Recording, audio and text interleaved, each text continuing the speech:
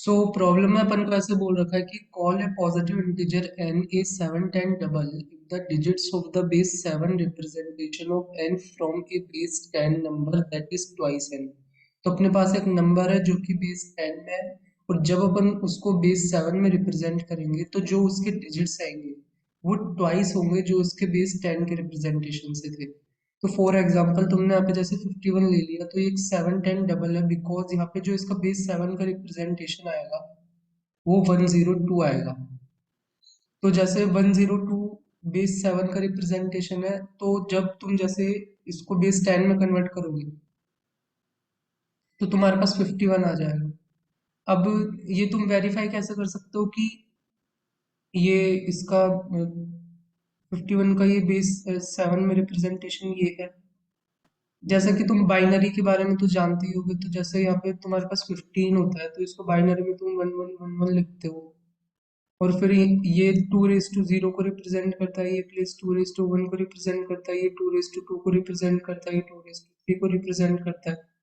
तो अब तुम क्या करोगे, इस वन को इससे तुम मल्टीप्लाई करते हो तो वन, फिर यहाँ पर इस केस में 2 + 4 + 8, तो तुम्हारे पास 15 आ जाता है। तो वैसे ये बेस 7 में है, तो तुम यहाँ पर इसको किससे मल्टीप्लाई करोगे, 7 raise to power 0, 7 raise to power 1, 7 raise to power 2। तो इससे मल्टीप्लाई करोगे तो इस केस में 49 आएगा, इधर मल्टीप्लाई करोगे तो 0 आएगा, इधर मल्टीप्लाई करोगे तो 2 आएगा। तो ये 51 हो गया, जो कि बेस ये 10 में हो चुका। तो इस तरीके से अपन कन्वर्ट कर सकते हैं इस एक बेस से दूसरे में। तो जब अपन ने इस 51 को बेस 10 से बेस 7 में कन्वर्ट किया तो इसके डिजिट्स ये आए, जो कि सिर्फ तुम डिजिट्स को देखो तो इसके 51 का 2 टाइम्स है ये, सिंपल तरीके से बोले तो। और इसको फिर अपन 7 10 डबल बोल रहे हैं। तो लार्जेस्ट 7 10 डबल क्या हो सकता है उसके बारे में पूछा है। तो अब कोई भी बेस 7 रिप्रेजेंटेशन ऑफ एन, वो अपन किस तरीके से देंगे यहाँ पर, A0 A1 A2 A3, इस तरीके से यहाँ पर कुछ डिजिट्स आएंगे और बेस 7 में ऐसे रिप्रेजेंट कर देंगे। इसका लाइन का मतलब क्या होगा कि A0 + 7 times A1 + 49 times A2 +343 3 times A3 and so on, इस तरीके से आ जाएगा। और तुम्हें पता ही है कि बेस मतलब 10 का रिप्रेजेंटेशन होता है तो उसमें डिजिट्स 0 1 2 3 अप टू 9 तक जाता है। वैसे ही जब बेस 7 में रिप्रेजेंट करेंगे तो जो 0 1 2 3 अप टू 6 तक ही जाएंगे, ये तुम्हें ध्यान रखना है। जैसे बाइनरी में सिर्फ 0 एंड 1 ही होता है, क्योंकि वो मतलब बेस 2 में रिप्रेजेंट कर रहा है, तो 0 से जिसमें रिप्रेजेंट कर रहा है उससे एक कम तक, इस तरीके से इजीली अपन समझ सकते हैं। तो यहाँ पर अगर अपन देखें तो ये समझने के बाद अब अपन को जो कंडीशन दे रखी है वो अप्लाई करता है। तो जैसे इस केस में तुमने देखा कि जैसे 51 का जो बेस 7 में रिप्रेजेंटेशन 102 था, तो यहाँ पर फिर मैंने 102 को फिर से जब इसको मतलब जो बेस 7 था उससे फिर मैंने डेसिमल में कन्वर्ट किया तो फिर 51 आ गया। तो अब इस कंडीशन को अपन कैसे अप्लाई कर सकते हैं, तो मान लो तुम्हारा, मैंने बोला अभी कि कोई भी नंबर है ना, तो उसका बेस 7 में रिप्रेजेंटेशन ऐसा है। तो अभी फॉर एग्जांपल तुम्हारे पास नंबर 51 था और उसका तुमने बेस 7 में रिप्रेजेंटेशन किया 102। अब इसको तुम कैसे अप्लाई करोगे कि तुम ऐसा कर सकते हो कि मैंने यहाँ पे बताया कि बेस 7 में इसको ऐसे रिप्रेजेंट करना है, तो ये लिखो यहाँ पर A0 + 7 times A1 + 49 times A2 and so on. ऐसा करने पर तुम्हारे पास क्या आएगा, ऐसा करने पर तुम यहाँ पर पहुंच जाओगे। तो अब यहाँ पर पहुंच गए और इसका अगर तुम 2 टाइम्स कर दो तो वो क्या, इसका बेस 10 में रिप्रेजेंटेशन के इक्वल हो जाएगा, मतलब 51 मल्टीप्लाई बाय 2 102 के इक्वल हो जाएगा। यानी यहाँ पर कोई डिजिट्स आएंगे ना, जब तुम इस n को यहाँ पर इसमें रिप्रेजेंट करोगे, A0 A1 A2 A3, ऐसे यहाँ पे कुछ डिजिट्स आएंगे ना, इस डिजिट्स का यूज करके तुमने यहाँ पर इसको इस तरीके से लिख दिया। इस तरीके से लिखने पर तुम्हारे पास 51 आ जाएगा, और उसका जब तुम 2 टाइम्स करोगे तो तुम्हारे पास ये आ जाना चाहिए 102। कहने का मतलब ये है, यही नंबर इसका base 10, A0 + 10 times A1 + 10 times A2, वही यहाँ पर जो डिजिट्स है उनका यूज करते हुए इस तरीके से अपन लिख सकते हैं। सिंपल, जैसे 102 है, इसको तुम मतलब बेस 10 में इस तरीके से ब्रेक कर सकते हो कि ये 10⁻0 वाली टर्म, ये 10⁻1 वाली टर्म, ये 10⁻2 वाली टर्म।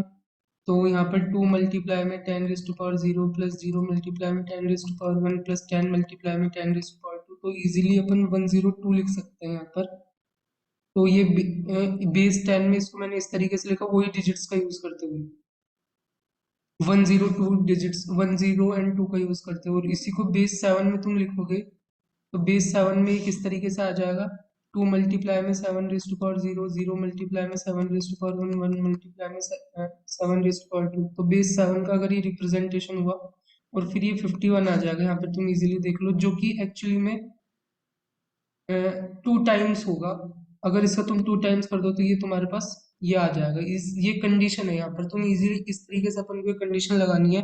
और अब अपन यहाँ से कोफिशिएंट फाइंड आउट करेंगे, और एक बार अपने पास कोफिशिएंट आ गए तो फिर अपन बता सकते हैं कि वो अपना जो नेचुरल नंबर होगा वो क्या होगा। किस बेसिस पर बताएंगे, यहाँ पे मैंने जैसे एन को लिखा है ना इस बेसिस पर, तो इस बेसिस पर बता सकते हैं।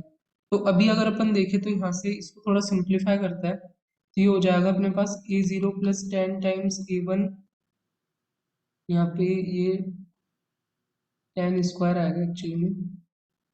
तो 10 स्क्वायर टाइम्स a2 इस तरीके से is equal to 2a0 plus 14 times a1 plus 98 times a2 and so on.